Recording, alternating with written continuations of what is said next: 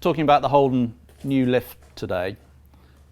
This is a slightly different one to the old one that we used to supply, in that with this lift you actually drive the car straight over the top of it, so you can obviously keep it stored in your garage. Now at the moment I've got it set up with these jockey wheels here. The lift is now not actually on the floor, the wheels are engaged, and Adam at the other end there has got the main pump unit, which acts as a means of being able to move it around. So Adam, if you want to just pull it in a bit, just to show you here that you can take the lift in and out of your garage. That's lovely, that's great. So if you just pull that back a bit, that's great just there. I'll just come around here now to show you this. It's simply, you just pull that lever out of the way, drop that down. Yep. So that's as it would be on your garage floor. Now the lift comes in basically two bits. The main bulk of the lift here is a single section, power pack at the end, and these two safety bars designed so that you can't get your feet trapped underneath the platform as it comes down. The main hydraulic pack comes in its own box, and you'll need to buy for it some 32 grade hydraulic oil, which we can supply. Everything's connected up at that end. You have to feed the hydraulic pipe through these two holes here. Simply put this connection on here and screw these two bits down there. The other thing you have to do is feed this Bowden cable through here and attach it there, which is the release mechanism. Once you've done that, you're ready to go. We'll take it up without anything on it to start with, then we'll freeze the video, because with no weight on it, it will take some time to come down, but at least we can see everything in action. Then we'll put the car on it and we'll show you it going up and down. Over to the power unit. It's a robust unit, 240 volt household electric supply. You've got a main isolator here, on off. When you turn it on, this light here will come on, and then there's simply an up button and a down lever. So to get it up, simply press the button and it comes up really quite nice and quickly. Now the ratchet has dropped into place on the ram, and if you wanted to keep it at that height, you can just, with the car on it, it'll drop down quite quickly and click onto the ratchet, which it's just done now. Going up to full height,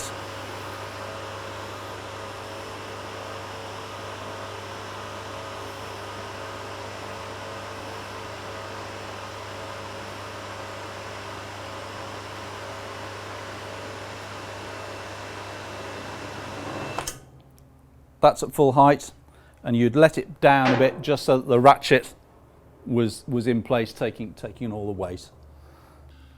Okay, with the lift as well, you get a full set of instructions.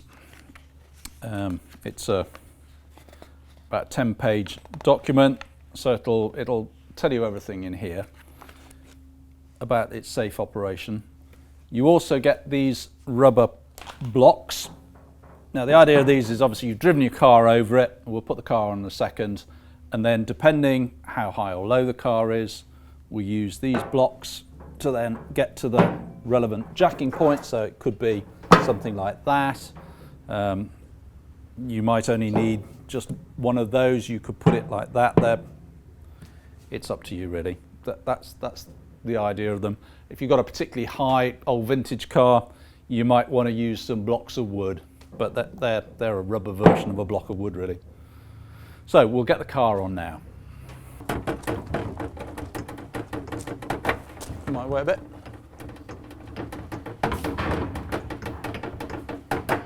Right, shall we just have it there a sec?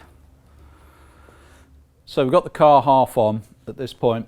And obviously you just drive it on, but I thought we'd just stop here and point out that the car lift is designed so that there's a ramp either side. You don't need to do, as a user, anything with that. They stay in the right place at the right time when you need it. So they're nice. You don't need to adjust anything. You just drive over it.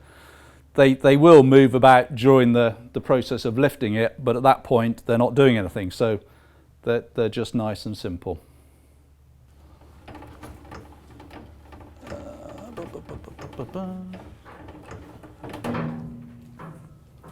Is that about it, where it goes? Yeah, probably is, isn't it? All lifts are great on more modern cars, or anything that's got a monocoque where you'd lift it under the sills either side. Anything with a chassis, you're going to have variable heights, and you will need probably to use a combination of the rubber pads that are supplied and timber blocks. Car's on now. You can see the effect of the wheels and the ramp plates now as I bring it up, and we'll focus in on that. So I'm just going to press the button and bring it up.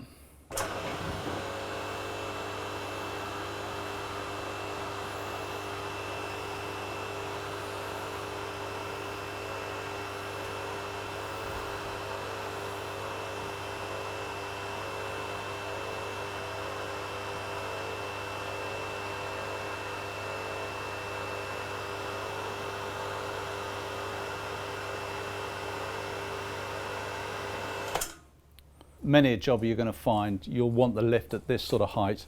Absolutely perfect for doing wheels and brakes. One of these little simple workshop stools, again we sell these, put your tools in the bottom, and you can find that there's a whole host of jobs around the front of the car. If you've got a sensible car like my 2CV, obviously there wouldn't be any bodywork on here and you'd be able to fiddle with everything. At this height, working on the engine, fiddling about with the carburetors, things like that, you're not bending over with your back or anything, and it just makes life so much more pleasant, and it's safer. It's safer for you. It's better for your health, really. You're not going to have bad back problems, and there are various points on the lift height cycle that you can stop the lift at, or you can stop it any way you like, but there are various height points where everything locks into place, so it's off the hydraulics. Now, when it comes to lowering the lift down, there's a simple lever on the hydraulic unit. There's also this bicycle brake type system, which you just have to squeeze. This will fit into position on the power pack, but I've just got it up here so you can see. So you hold that in, that releases the mechanical brake, and you just press the lever down, and down he comes. This one's fairly new, so it's not going down that quickly, but as you use it more and more, you'll find that they go up and down a little bit, well, go down a bit quicker.